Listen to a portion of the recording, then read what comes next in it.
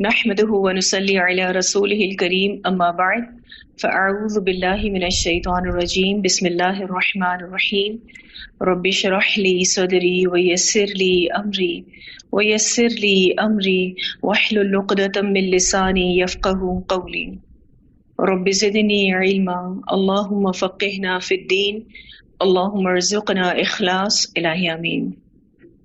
اللہ اکبر لا الہ الا اللہ واللہ اکبر وللہ الحمد اللہ اکبر کبیرا والحمد للہ کثیرا وسبحان اللہ بکرۃ واصیلا. سلسلۃ الصحیحہ کے سلسلے کو آگے بڑھائیں گے انشاءاللہ. یہ حدیث جس کا موضوع ہے اللہ کے نزدیک محبوب ترین لوگوں کا بیان. سیدنا عبداللہ بن عمر رضی اللہ عنہ بیان کرتے ہیں کہ ایک آدمی نبی اکرم صلی اللہ علیہ وسلم کے پاس آیا اور کہا اے اللہ کے رسول صلی اللہ علیہ وسلم، کون سے لوگ اللہ تعالیٰ کو زیادہ محبوب ہیں اور کون سے اعمال اللہ تعالیٰ کو زیادہ پسند ہیں؟ اب حضرت عمر کے بیٹے عبداللہ بن عمر اس حدیث کو روایت کر رہے ہیں اور وہ بتاتے ہیں کہ ایک آدمی آیا نبی اکرم صلی اللہ علیہ وسلم کے پاس اور اس نے دو سوال کیے. ایک سوال یہ کیا کہ کون سے لوگ اللہ تعالیٰ کو زیادہ محبوب ہیں، اور دوسرا سوال کون سے اعمال اللہ تعالیٰ کو زیادہ پسند ہیں. رسول اللہ صلی اللہ علیہ وسلم نے فرمایا وہ لوگ اللہ تعالیٰ کو زیادہ محبوب ہیں جو دوسروں کے لیے سب سے زیادہ فائدہ مند ہیں، اور اللہ تعالیٰ کو سب سے زیادہ پسندیدہ اعمال یہ ہیں مسلمان کا اپنے بھائی کو خوش کرنا، اس سے کسی تکلیف کو دور کرنا اور اس کا قرضہ ادا کر دینا اور اسے کھانا کھلانا. پھر آپ صلی اللہ علیہ وسلم مزید فرماتے ہیں دیکھو مجھے کسی بھائی کی ضرورت پوری کرنے کے لیے اس کے ساتھ چلنا، یعنی اپنے بھائی کی ضرورت پوری کرنے کی سعی کرنا، کوشش کرنا، اس مسجد نبوی میں 1 ماہ کے اعتکاف سے زیادہ محبوب ہے. یعنی کسی کی مدد کرنا کتنا فضیلت والا عمل ہے کہ آپ صلی اللہ علیہ وسلم نے اس کا کمپیرزن اس عمل سے بتایا کہ مجھے کسی بھائی کی ضرورت پوری کرنے کے لیے اس کے ساتھ چلنا اس مسجد نبوی میں 1 ماہ کے اعتکاف سے زیادہ محبوب ہے. پھر فرمایا جس نے اپنے غضب کو روک لیا، یعنی جس نے اپنے غصے کو بجھایا، اللہ تعالیٰ اس کی خامیوں پر پردہ ڈالے گا، یعنی اللہ سبحانہ تعالیٰ اس کی پردہ پوشی کریں گے.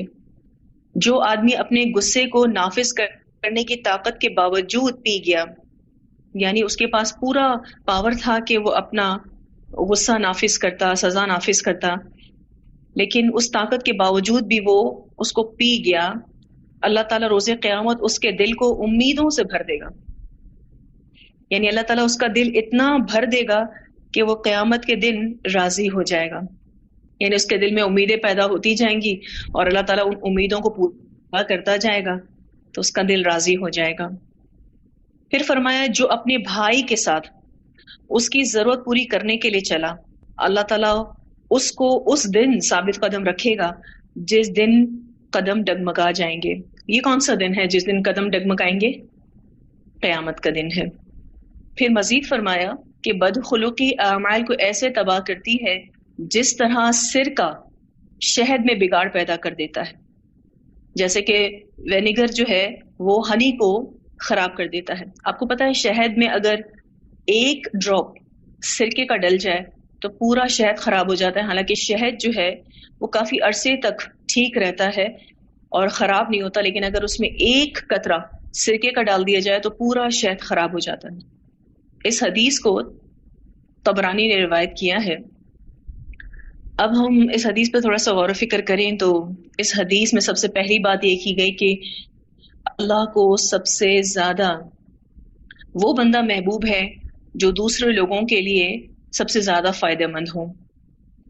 اور پھر اسی سے ریلیٹڈ اللہ کے پسندیدہ اعمال کے بارے میں بتایا گیا کہ مسلمان کا اپنے بھائی کو خوش کرنا، اس سے کسی تکلیف کو دور کرنا، اس کا قرضہ ادا کر دینا اور اسے کھانا کھلانا، یہ سارے اللہ تعالیٰ کے فیوریٹ اعمال ہیں. اس سے کیا پتہ چلتا ہے؟ اس سے یہ پتہ چلتا ہے کہ انسانیت کی خدمت اسلام کی بنیادی تعلیم ہے. دین ہمیں انسانوں کے ساتھ پیار و محبت کا سبق دیتا ہے، اور ہم دیکھتے ہیں کہ صحابہ کرام اپنی ذات پر دوسروں کو ترجیح دیا کرتے تھے. تو یہ دین اتنا خوبصورت ہے دین اسلام کہ اس دین نے خدمت خلق کو بہترین اخلاق اور عظیم عبادت قرار دیا ہے، جیسے کہ اس حدیث میں ہم پڑھ رہے ہیں۔ اللہ تعالیٰ نے ہم انسانوں کو مختلف صلاحیتوں اور وسعتوں کے ساتھ پیدا کیا ہے تاکہ انسان کو جس امتحان کی خاطر پیدا کیا گیا ہے وہ امتحان لیا جا سکے، یعنی جس کو دیا ہے اس کا بھی امتحان ہے اور جس کو نہیں دیا اس کا بھی امتحان ہے۔ اللہ تعالیٰ چاہتا ہے کہ جس کو اللہ نے نوازا ہے وہ ضرورت مند اور مستحق افراد کے ساتھ اس فضل کو بانٹے جو اللہ نے انہیں عطا کیا ہے۔ ایک بہت پیاری روایت آتی ہے، اس حدیث کو سمجھنے میں مددگار بھی ہے انشاءاللہ۔ رسول اللہ صلی اللہ علیہ وسلم نے فرمایا، مخلوق اللہ کا کنبہ ہے، یعنی فیملی ہے، اور وہ شخص اللہ کو زیادہ محبوب ہے جو اس کے کنبے کے لیے زیادہ مفید ہو۔ اسے مسلم نے روایت کیا ہے۔ اب آپ دیکھیں تو اللہ تعالیٰ اپنے بندوں سے کتنی محبت رکھتا ہے کہ ان کو اپنا کنبہ قرار دیتا ہے، حالانکہ وہ تو خالق ہے، اسے کنبے کی کیا ضرورت ہے، لیکن یہ اللہ کی محبت کا اظہار ہے، الحمدللہ۔ پھر یہ کہ اس حدیث میں کسی ضرورت مند کی حاجت کو پورا کرنے پر کتنے انعامات کا ذکر کیا گیا ہے اور اس کی فضیلت کو بیان کیا گیا ہے۔ یہ کتنا فضیلت والا عمل ہے کہ ہم کسی کی مدد کریں۔ مسلم کی روایت میں آتا ہے کہ ایک دن رسول اللہ صلی اللہ علیہ وسلم نے صحابہ کرام سے ایک مجلس میں کچھ سوالات کیے۔ آپ صلی اللہ علیہ وسلم نے پوچھا کہ آج روزے سے کون ہے؟ تو سیدنا ابو بکر رضی اللہ عنہ نے جواب دیا کہ میں۔ پھر آپ صلی اللہ علیہ وسلم نے پوچھا آج کس نے جنازے میں شرکت کی ہے؟ تو سیدنا ابو بکر رضی اللہ عنہ نے فرمایا کہ میں نے۔ پھر آپ صلی اللہ علیہ وسلم نے پوچھا کہ آج کس نے بھوکے کو کھانا کھلایا؟ تو سیدنا ابو بکر رضی اللہ عنہ نے جواب دیا کہ میں نے۔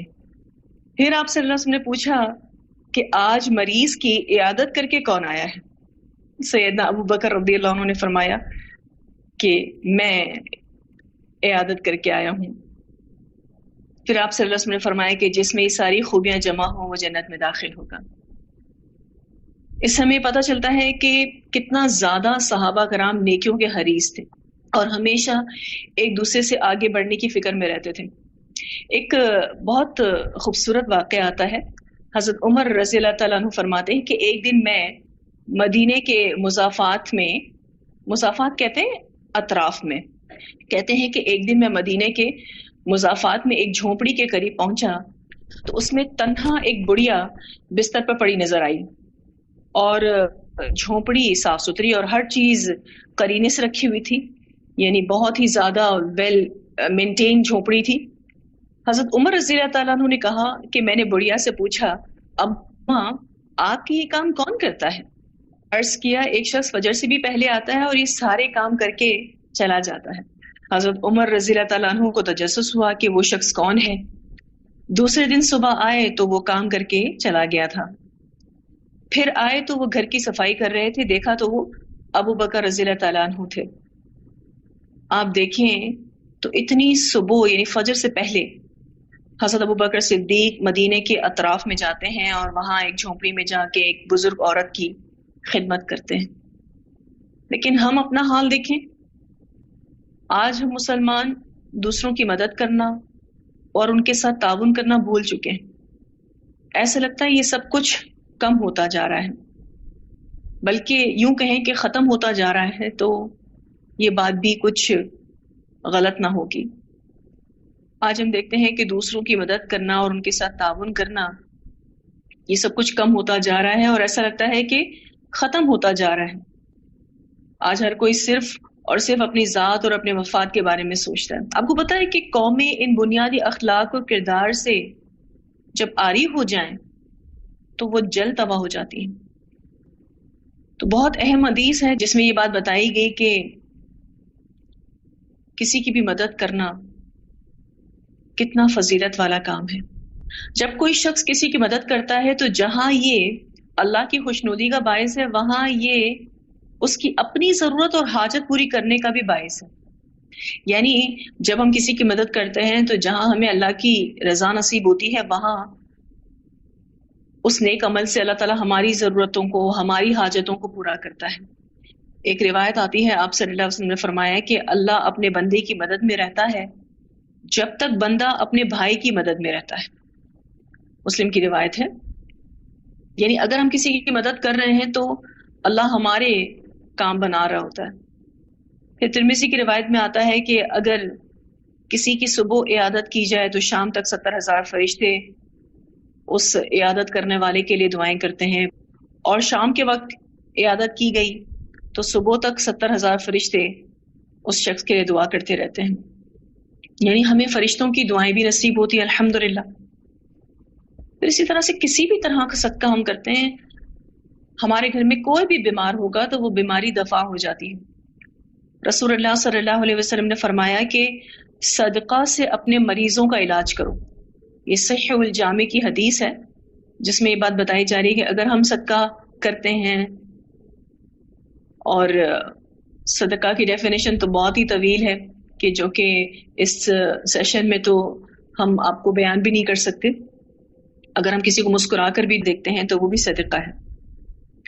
تو صدقہ سے اپنے مریضوں کا علاج کرو، یعنی ہمارے گھر میں اگر کوئی بیمار ہے اور ہم صدقہ کرتے ہیں، کسی کی کوئی مدد کرتے ہیں، کسی کے ساتھ کوئی تعاون کرتے ہیں، تو انشاءاللہ تعالیٰ وہ پرابلم، وہ بیماری ہمارے گھر سے دفع ہو جائے گی، دور ہو جائے گی، یعنی اس مرض کا علاج ہو جائے گا. تو آپ دیکھیں ہم کسی کی مدد کریں تو اس میں ہمارے کتنے کام اللہ تعالیٰ بنا رہا ہوتا ہے. پھر یہ کہ ہمیں فرشتوں کی دعائیں بھی نصیب ہو رہی ہوتی ہیں. اس حدیث کا جو اختتام ہے وہ بہت اہم ہے، اور اس بات سے کیا گیا ہے کہ بدخلوقی یعنی بد اخلاقی اعمال کو ایسے تباہ کرتی ہے جس طرح سرکہ شہد میں بگاڑ پیدا کر دیتا ہے. یعنی اگر ہم بد اخلاقی کریں گے تو ہمارے نیک اعمال کو یہ بد اخلاقی اس طرح سے خراب کر دیتی ہے. اور اگزامپل دی گئی کہ جیسے سرکہ شہد میں بگاڑ پیدا کر دیتا ہے. خود کو بد اخلاقی سے بچانا ہے تاکہ ہمارے نیک اعمال کی حفاظت ہو سکے. ذوالحجہ کے بڑے اہم دن چل رہے ہیں. ہم سب نے اپنے آپ کو عمل میں آگے بڑھانا ہے اور خوب لوگوں کی مدد کرنی ہے. ویسے بھی یہ دن ایثار اور قربانی کا سبق دیتے ہیں. اپنی جان سے، اپنے مال سے، اپنی صلاحیت سے، جو بھی فضل اللہ نے ہمیں دیا ہے، اللہ کے بندوں کا فائدہ کر کے اللہ کے محبوب بندوں میں شامل ہونا ہے انشاءاللہ. اللہ تعالی ہمیں بہترین عمل کرنے کی توفیق عطا فرمائے. ایسا ہے کہ عید الاضحیٰ بہت ہی قریب ہے اور بہت ہی خوبصورت دن، اور اس دن کا خوبصورت عمل قربانی ہے. جن کو اللہ نے اس قربانی کی استطاعت دی ہے وہ اپنے اس فضل میں زیادہ سے زیادہ لوگوں کو شامل کریں. اللہ آپ سب کو خوشیوں سے بھری عید الاضحیٰ نصیب کرے. میری طرف سے اور میرے اسٹاف کی طرف سے آپ سب کو پیشگی عید مبارک. اور اس دعا کے ساتھ اپنی اس بات کو مکمل کروں گی کہ ہمیں اللہ تعالیٰ اپنے پسندیدہ بندوں میں شامل کرے. اللہ ہماری نسلوں کو بھی اپنے پسندیدہ بندوں میں شامل کرے اور ہم واقعی لوگوں کے فائدے کے ہوں. ایک چھوٹا سا غور و فکر لکھیں اپنے پاس کہ اگر میں لوگوں کا فائدہ کرنا چاہتی ہوں یا میں لوگوں کے لیے فائدہ مند بننا چاہتی ہوں تو مجھے کیا کرنا ہوگا. اس بات میں جب آپ غور و فکر کریں گے تو لازماً اللہ تعالیٰ آپ کو وہ حکمت نصیب کرے گا جس سے آپ لوگوں کے لیے فائدہ مند ہو سکتے ہیں. سب سے پہلے تو اپنی ذات کی نفی کرنی پڑے گی، پھر یہ کہ دوسروں کو امپورٹنس دینی پڑے گی، اور اپنے آپ کو متحرک رکھنا ہوگا کہ میں مدد کروں لوگوں کی. تو سب سے پہلے تو اپنی ذات کی نفی کرنی ہوگی اور لوگوں کے ساتھ ملنا جلنا ہوگا، ان کے پرابلمس کو سننا ہوگا اور پھر اس کا حل ایسے نکالنا ہوگا جیسے کہ آپ اپنی کسی پرابلم کے حل کو نکالتے ہیں. تو یہ ایک ڈیفیکلٹ ٹاسک ہے، ایک مشکل امر ہے، ایک مشکل کام ہے، لیکن اسی سے ہی اللہ کی رضا نصیب ہوگی. جب میں اس حدیث کا مطالعہ کر رہی تھی، اس کو اسٹڈی کر رہی تھی، تو میں غور و فکر کر رہی تھی کہ میں کس طرح سے لوگوں کو فائدہ پہنچا سکتی ہوں. اللہ سبحانہ تعالیٰ نے مجھے کون کون سے وسائل دیے ہیں، مجھے کون کون سی نعمتیں دی ہیں، مجھے کون کون سی صلاحیتیں دی ہیں جو میں اللہ کے بندوں کے ساتھ شیئر کر سکتی ہوں. اور کیا میں کسی مسلمان کو خوش کر سکتی ہوں؟ کیا میں اس کی کسی تکلیف کو دور کر سکتی ہوں؟ کیا میں کسی کا قرضہ اتار سکتی ہوں؟ کیا میں کسی کو کھانا کھلا سکتی ہوں؟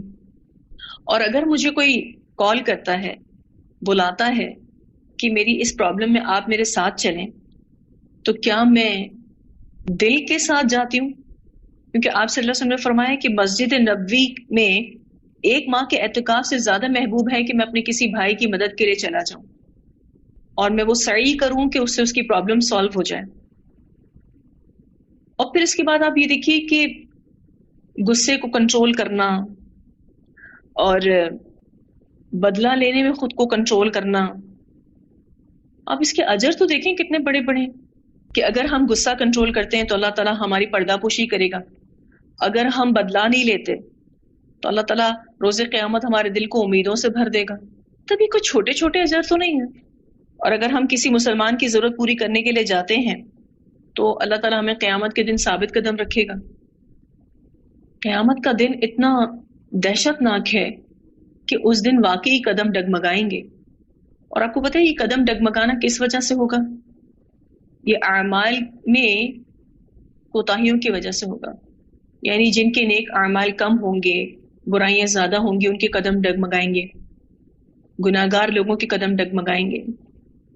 اور قیامت کے بیان میں تو ہم پڑھتے ہیں کہ انبیاء بھی پریشان ہوں گے اس دن، ہر نبی بھی نفسی نفسی کہہ رہا ہوگا. تو اس دن اللہ تعالیٰ ہمارے قدم جمائے گا اگر ہم کسی مسلمان کی ضرورت پوری کرنے کے لیے جاتے ہیں. تو اللہ سبحانہ تعالیٰ سے دعا ہے کہ ہمیں بہترین غور و فکر کرنے والا بنائے، بہترین عمل کرنے والا بنائے. جتنی بھی احادیث ہم پڑھتے ہیں نا، تو اس حدیثوں کے پڑھنے سے ہمیں اس بات کا احساس ہوتا ہے کہ اللہ سبحانہ تعالیٰ نے ہمیں کتنے نیک اعمال بتا دیے اور ہم پر حجت کو تمام کیا ہے. اب ہمیں اس پر عمل کرنا ہے انشاءاللہ تعالیٰ. میری بڑی خواہش ہے کہ اللہ تعالیٰ میری زندگی میں مجھ سے حدیث کی کوئی خدمت لے لے، اور رسول اللہ صلی اللہ علیہ وسلم سے جو ہمیں محبت ہے، اس محبت کے اظہار کا اللہ ہمیں موقع دے کہ ہم احادیث کو پھیلانے والے ہوں. کیونکہ رسول اللہ صلی اللہ علیہ وسلم ہمارے لیے بہت بڑی نعمت ہے. ان کے الفاظ، ان کی تعلیمات ہم سب کے لیے بہت بڑی نعمت ہے. اور جب ہم اس پر عمل کرنے والے بن جائیں تو پھر ہم بھی بہترین امت بن جاتے ہیں. اس حدیث پر غور و فکر کرنا ہے انشاءاللہ تعالیٰ، اور اس میں جو ہمیں اسباق مل رہے ہیں ان اسباق کو عمل میں لانا ہے انشاءاللہ تعالیٰ. اللہ تعالیٰ ہم سب کو بہترین عمل کرنے والا بنائے. جزاکم اللہ خیرا، وآخر دعوانا ان الحمد للہ رب العالمین. سبحانک اللہم وبحمدک، نشہد ان لا الہ الا انت، نستغفرک ونتوب الیک.